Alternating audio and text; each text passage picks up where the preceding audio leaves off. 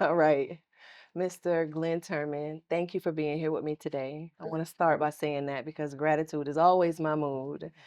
Today, I am joined by Emmy Award winning actor, Mr. Glynn Turman.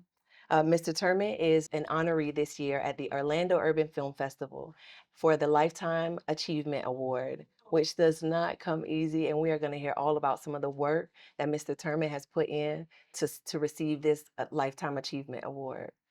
Now, Mr. Turman, I don't want to start by saying Gremlins was one of my favorite movies, but we'll first mention Ma Rainey, Cooley High, A Different World, 80 for Brady, and then Gremlins. Me and my brothers grew up on that. Okay. So I had to like really just get into that moment. Mm. So Mr. Turman, how you doing today? I'm fine. I'm doing fine. You look Thank you great. for having me. Thank you. So do you. Absolutely. Thank you. Yeah, Thank you for saying absolutely. that. Thank you. And Joanne also looks great. I definitely don't want to leave her out, shout her out. She's absolutely beautiful. Thank you. Yes. She makes me look good. Yes. Yes, sir. Um, so, Mr. Turman, what is it about Glenn that has you the appeal, the valor, the cowboy swagger that has made you one of the most in-demand actors and being receiving this Lifetime Achievement Award? I mean, I want you to think back to 12, to 12 years old. Let's do this because we're going right into the documentary. Oh, I see. Yes, I sir. see. Well, I don't know how to really answer that question. I don't fully understand it, but to give you my take on a response is that I've enjoyed my journey. That I think I was sent on a journey that I didn't particularly embark on purposefully and had no idea it would lead to this sort of acclaim and this endurance in pursuit of a career, but that somehow it was a divine guidance, we might say. And I'm going to kind of go with that scenario. I like the way that you said that. Mm, Absolutely. I definitely believe in divine timing for mm, sure.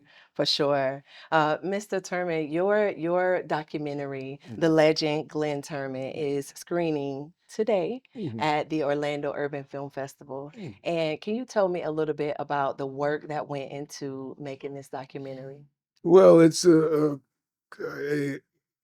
effort, joint effort from me and my partner, Juney Smith of Rainbow Productions, and I'm Backyard Productions. And we joined forces to document some of the endeavors of filmmakers, the, primarily theater Okay. performers and institutions that have been around for a while and have not received the recognition that they might have. Um, so we took it upon ourselves to seek out these people in these institutions and document them. Uh, and at some point, after doing people like Danny Glover and doing Woody King Jr. in a new federal theater, uh, somewhere along the line, my partner Junie said, "Glenn, we need to do you as well." And I kind of fought that notion, but he eventually kind of made me see the value of that endeavor, so that my kids kind of understand the legacy. Yeah. And so I did it, and I'm glad that I did. Absolutely. It was a great documentary, and I know that the audience today is going to enjoy it at Uh, this film festival. Yeah, and when you say, you want to leave a legacy for your kids, something for them to see, that's dope, Mr. Turman. Like you're gonna have your grandkids and their kids be able to see your legacy just like I did when I watched it. okay, cool, Yeah. cool. Yeah. So with this work, the Legend of Glynn Turman, can you tell me, just give me a little peek of something that is behind the scenes, something that we may not know from just watching the documentary? Oh, I don't know. Something that you don't know that's not on the screen in the story itself, you Yes. mean? Well, we have a style, and the style is that unlike most documentaries where you have people talking about the person who the story is about, and telling you their Yes. version of what their the journey was like, these are all narratives by I kind of call it from the horse's mouth, kind of speak, because it's just me talking and answering pre-written questions by our writer director Juney Smith. So that's the way all of these documentaries are told. If you know, most documentaries will cut from uh, the subject to someone who knew the subject or knows the subject, and they will Yes. give their comment about the subject. But this is all the subject speaking about themselves, you know. So, and that's how we've done all of them. Yeah, yeah, and no one could have told your story better than you, Mm. from telling the story back about your dad Mhm. and telling the story, Mhm. the influence that he had on your career. Like Mhm. I was like, it was really good, and I Mm. think that people need to hear that. Oh, They great. want to see that from you, and Fantastic. it's really great to leave that legacy for Well, sure. good, good. I think there's a what do you call it? A QR. I think that you can check out the QR. It might be behind me. I don't know. That's right. But you can check it out, and it'll give you all the information that you might need to know to go to it. And I hope people do. Absolutely, absolutely. Now, Mr. Turman, I can't leave this interview without letting you know we went to the internet and and someone asked, how do you approach balancing the authenticity of urban storytelling Mhm. with the demands of mainstream cinema? And Mm, that is just for you as an actor. How do So I balance the roles that the you've roles that I played. play? Well, I have different takes on the roles that I that come to me first of all, Yes. and those that I choose to do. And I've been fortunate enough to be able, especially at this time in my career, to really have the luxury to choose roles, so that I'm not just doing roles to pay the rent, so to speak. You know, Yeah. as most young actors in that position of where you kind of have to take what comes most Yeah. of the time. But being past that stage in my career, the parts that I do now are parts that I call my dedication roles. And having come up with so many wonderful, iconic people, Sidney Poitier, or Ruby Dee, or Louis Gossett Jr., my mother, my dad, you know, my wife. I choose roles that sort of I can dedicate my performance Yes. to these individuals. And it makes me delve deeper into the role. It gives me a different kind of commitment in trying to tell my part of the story.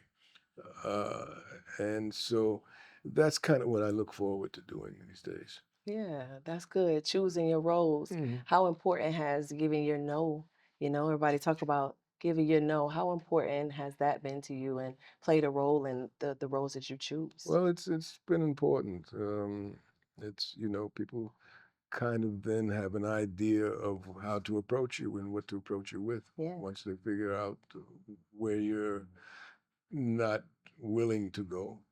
So they bring you, you know, things that they say, hey, this might be something that he would do. yeah, And, you know, I'm not doing that from a hopefully not a conceited point of view, but just that I have an opinion of what I want to contribute to and what I don't want to contribute to. yeah. That's good. That's good. And somebody needed to hear you say that for sure. Yeah, okay. Yes. Mhm. All right, Mr. Turman, I have one more question for you. Okay. All right. Mhm. Now, here at the Actors Talk, I like to always give a word of advice. Mhm. So, could you please give a word of advice to the acting community that you've inspired so much? I mean, we see you out here in line for the Hollywood star, Mhm. being nominated, winning Emmys. Like we see you, Mr. Turman, and for your friends and your colleagues, or maybe even a young actor who's coming up, what advice would you give? Well, I always say, first of all, if you're going to get into this field, do it for the right reasons. because it's a very difficult competitive field. So do it because you can't really help but do it, Yes. which will help you endure some of the ups and downs. Do it. Don't do it for the fame or the glory because that's fleeting and fickle. Hmm. But if you do it for the craft and you can do it because there's something inside you that says, I've got to be a storyteller, I've got to be a part of this world, then the hardships are bearable. Yeah. You see what I'm saying? But because because it's being tough and you sacrifice a lot, Yeah. you know. So you might as well do it from a point of love and a point of uh, commitment that's inescapable. Yeah. Thank you. Thank Thank you for saying that. Yeah. And thank you for being here with me today. We're at the beautiful Debonair in downtown Yeah, this is Orlando. nice. It's Labor Day weekend. It is vibing right out That's here. right. So now later on this afternoon, we'll be screening the Legend of Glynn Turman. Okay. And I'll see you there. All right. All right. Well, Thank you. thank you. All right.